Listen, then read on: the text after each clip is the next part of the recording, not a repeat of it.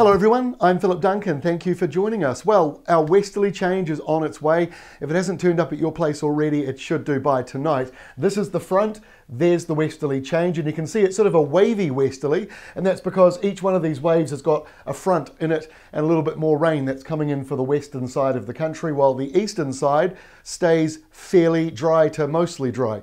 So this is how it looks at lunchtime on Thursday. You can see that cold front that's come over from tonight.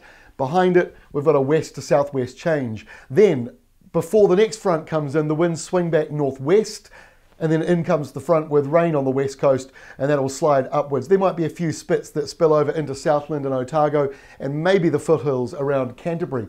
By Friday, that front is pretty much fallen apart. We've got a high rolling in, quite a big strong one. That pushes in, we've got a few showers, and it's a cooler day on Friday. Southerlies in some areas, so the temperatures do drop a little bit on Friday, back to normal in some areas, but it shouldn't be below normal. That doesn't seem to be the theme at the moment.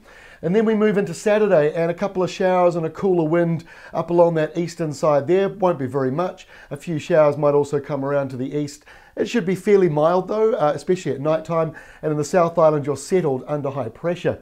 By Sunday, that high starts to slip away a little bit. It is still holding on to the North Island, but the nor'westers are picking up, and that's ahead of the next front. So we're very much into that system now where you've got the westerly flow and a front every couple of days coming through, even with a high coming across the country. Our next system is coming in quickly behind it, so it'll warm up again significantly on Sunday above average.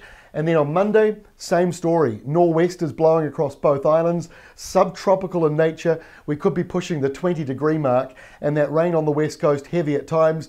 Behind that front, and next week, more of the same. Westerlies, highs to the north, lows just to the south. So, I mean, it is hard to say that we're still in winter, but in saying that, Tasmania has had a fair bit of snow over the last few days. They've had a colder westerly than we've been getting. So we're not out of the woods yet, and all it would take is a southerly out of the Southern Ocean directly, and suddenly we've got ourselves a snowstorm. So don't count your chickens, but for now, early spring certainly seems here.